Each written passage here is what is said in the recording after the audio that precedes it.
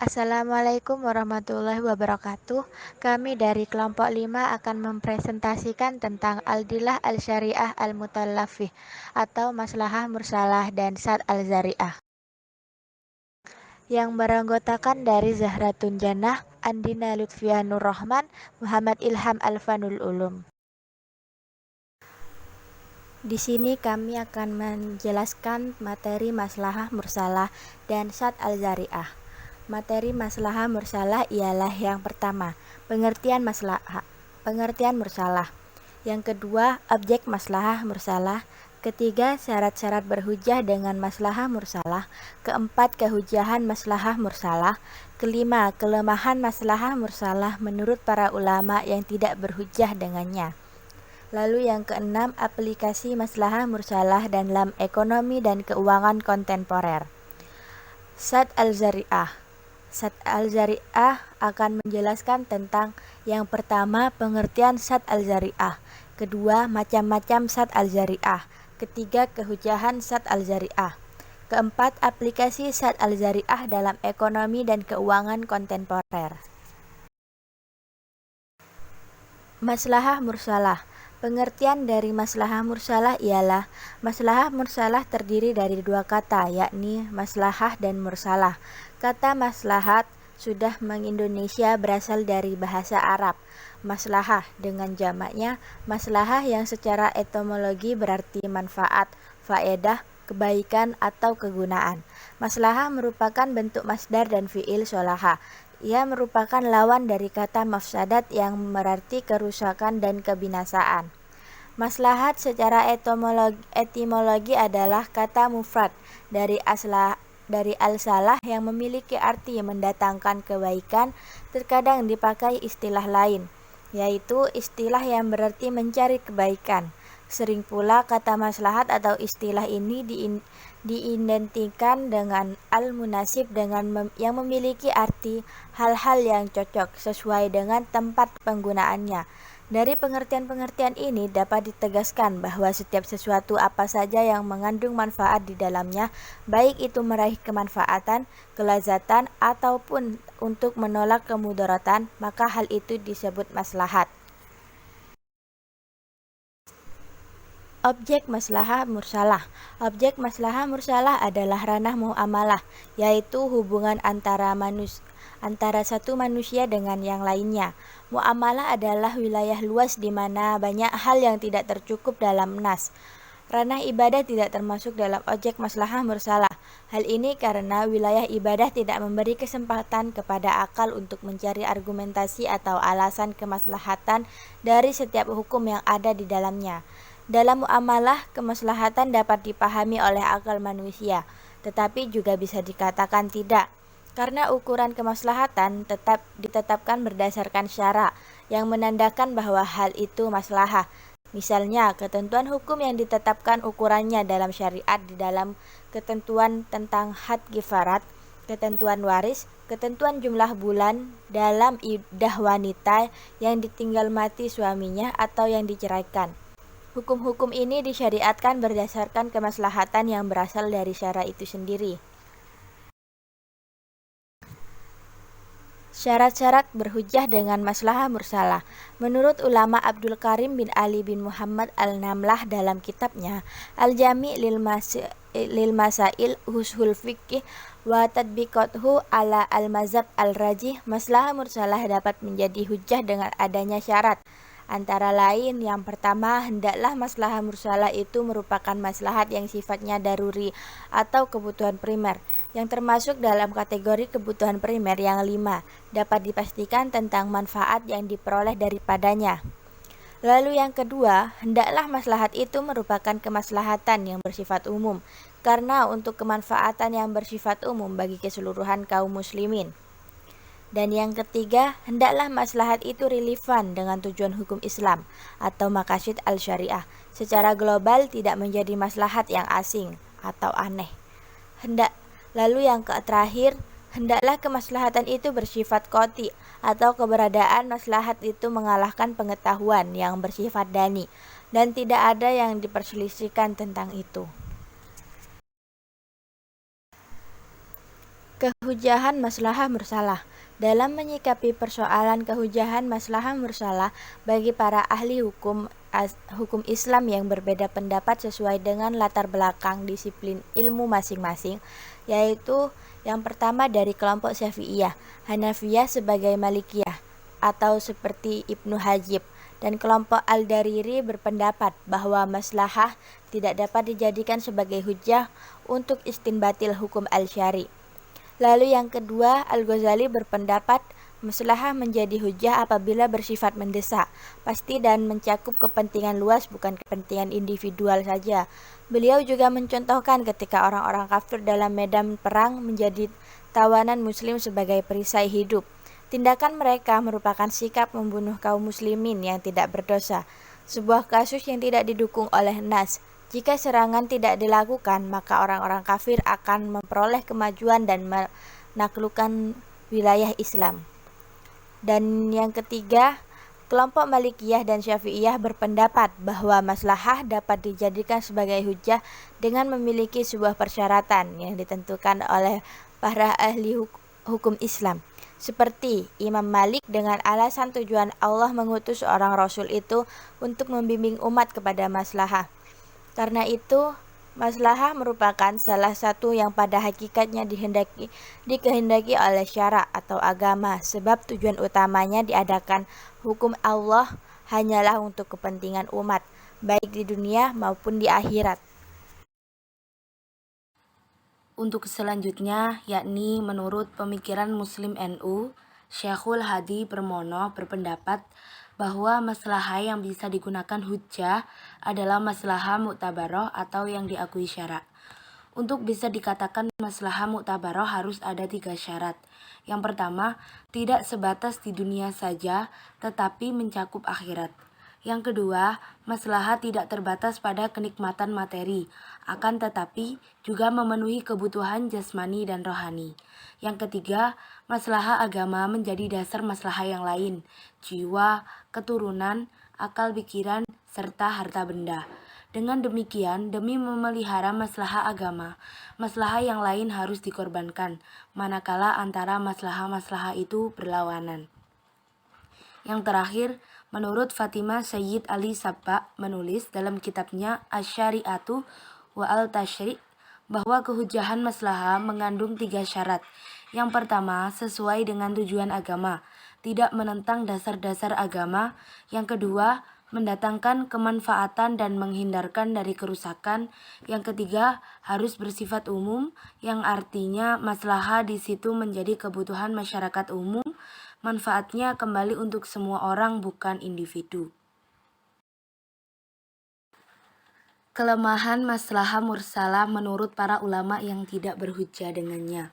Sebagian ulama umat Islam berpendapat bahwa kemaslahatan umum itu tidak menjadi dasar penetapan hukum, meskipun tidak ada saksi syara yang menyatakan. Mereka menggunakan 2 alasan. Alasan yang pertama, syariat itu sudah mencakup seluruh kemaslahatan manusia, baik dengan nasnya maupun dengan yang ditunjukkan qiyas.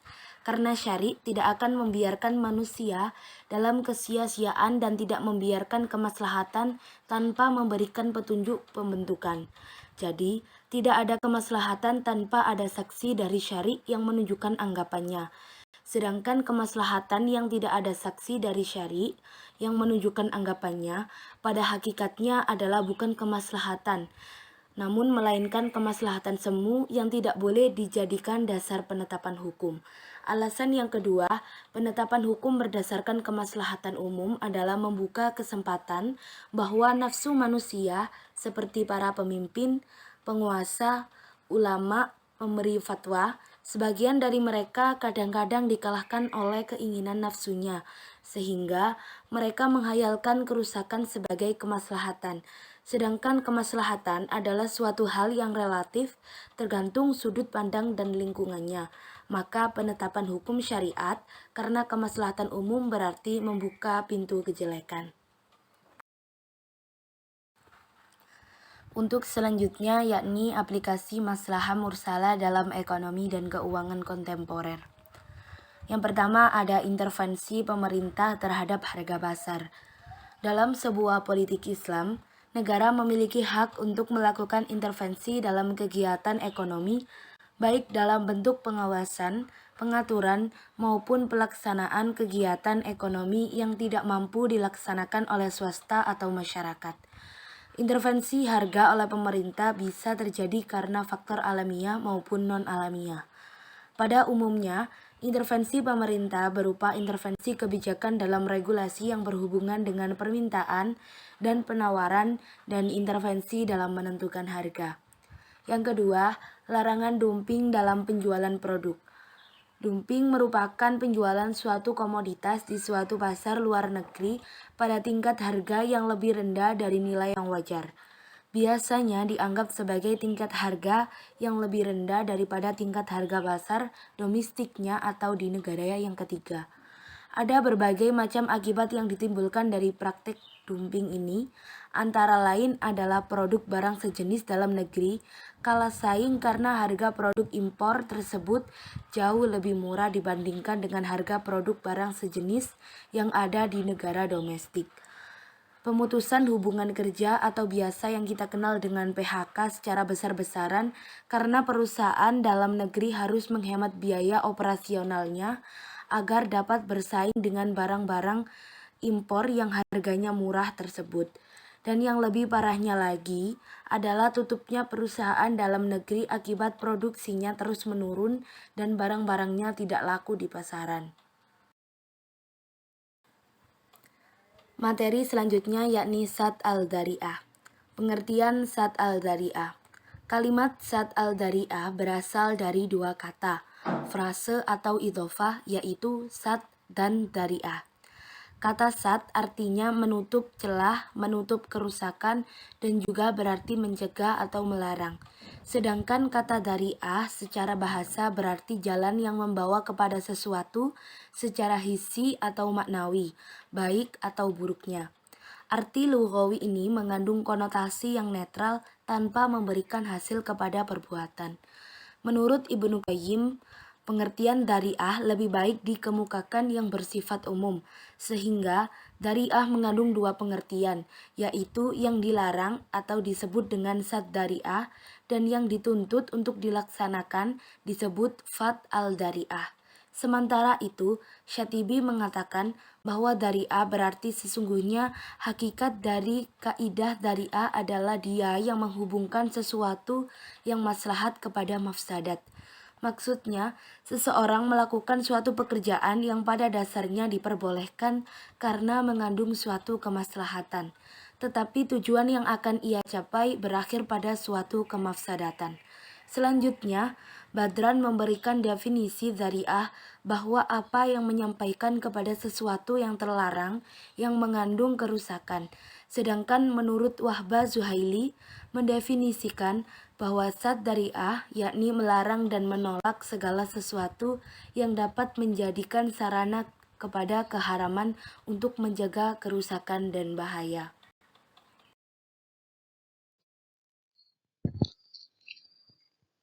Macam-macam Sadd az-Dzari'ah.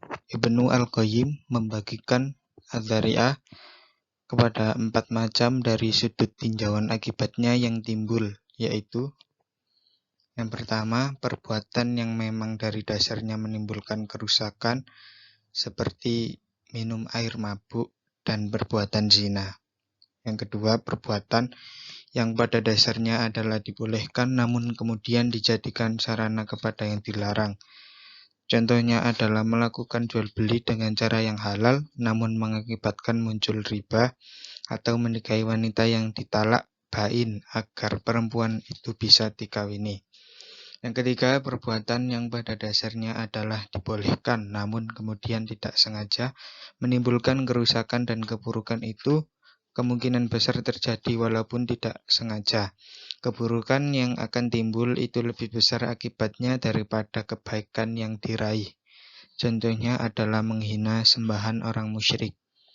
Yang keempat, perbuatan yang pada dasarnya adalah dibolehkan namun terkadang menimbulkan keburukan.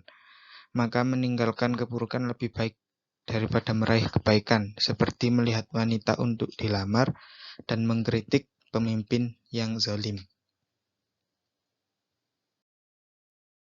Sedangkan Al-Qarafi membagikan zari'ah kepada 3 macam dari aspek kesepakatan ulama, yaitu yang pertama, perbuatan yang telah disepakati tidak dilarang meskipun ia bisa menghantarkan kepada yang dilarang, seperti hidup bertetangga meskipun ada kemungkinan terjadi perzinahan. Yang kedua, perbuatan yang telah disepakati dilarang, seperti menghina sembahan orang lain yang berakibat dibalas hinaan kepada Allah. Yang ketiga, perbuatan yang masih khilaf antara dilarang dan dibolehkan, seperti melihat wajah perempuan. Ibnu Taimiyah membagikan az-zari'ah kepada 4 bagian. Pembagian hal ini mempunyai signifikansi manakala dengan kemungkinan membawa kepada mafsadah dan mendorong ke arah yang diharamkan. Adapun pembagian itu adalah sebagai berikut. Yang pertama, az-zari'ah yang jelas dan pasti akan menjerumuskan pelakunya kepada kerusakan, maka hukumnya adalah haram. Az-zari'ah yang mempunyai zahan yang kuat bahwa bisa mendorong pelakunya ke mafsadan dan keharaman. Yang ketiga, az-zari'ah yang pada zahirnya boleh dilakukan dan mengandung kemaslahatan, akan tetapi jika dilakukan berkemungkinan untuk timbulnya kerusakan. Yang keempat, az-zari'ah yang tidak diduga akan membawa kepada kerusakan atau perbuatan terlarang, karena jarang sekali untuk berlaku. Hal ini jika dilakukan, hal itu belum pasti akan terjadinya keburukan.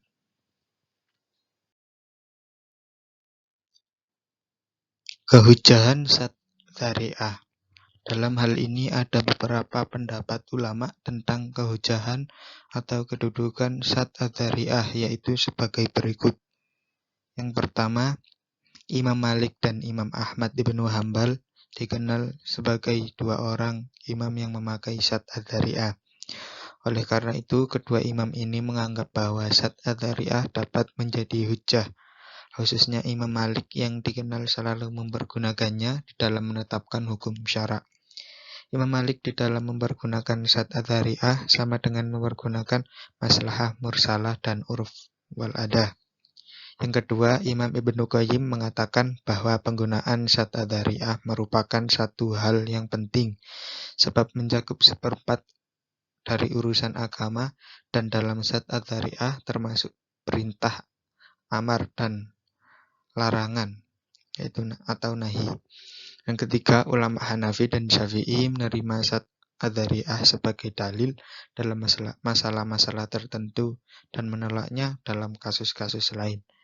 Imam Syafi'i membolehkan seseorang karena udzur seperti sakit dan musafir, contohnya untuk meninggalkan sholat Jumat dan menggantinya dengan sholat duhur. Akan tetapi menurutnya ia secara tersembunyi dan diam-diam mengerjakan sholat duhur tersebut agar tidak dituduh sengaja meninggalkan sholat Jumat. Yang keempat, ulama Zahiriyah tidak mengakui kehujahan zat-zari'ah sebagai salah satu dalil dalam menetapkan hukum syara'. Hal tersebut sesuai dengan prinsip mereka yang hanya menggunakan nas, yaitu Al-Quran dan As-Sunnah, dan tidak menerima campur tangan logika atau ra'yu dalam masalah hukum.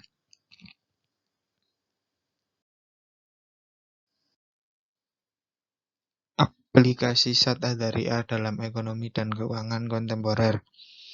Yang pertama, larangan jual beli inah. Menurut Wahba Az-Zuhaili, disebut sebagai inah adalah karena pembeli atau kedua menerima suatu objek berbentuk ain yang merupakan uang dan bukan barang. Perbedaan antara harga pertama dengan yang kedua merupakan bunga terselubung atau bersifat riba bagi pemilik barang yang diperjualbelikan. Oleh karena itu, beliau menyimpulkan bahwa transaksi ini merupakan rekayasa atau hilah untuk meminjam uang yang mengandung riba. Yang kedua, larangan tawarruk bil wadi'ah untuk dana cash. Tawarruk turun dari kata warik yang berarti perak. Seseorang membeli barang dengan tujuan mendapatkan uang tunai dari penjualan tersebut kepada pihak lain. Tawarruk terjadi ketika barang itu telah dibeli dan pembeli itu langsung menjualnya kembali ke pihak ketiga, tetapi bukan penjual pertama dengan harga tunai yang lebih rendah dari harga beli semula.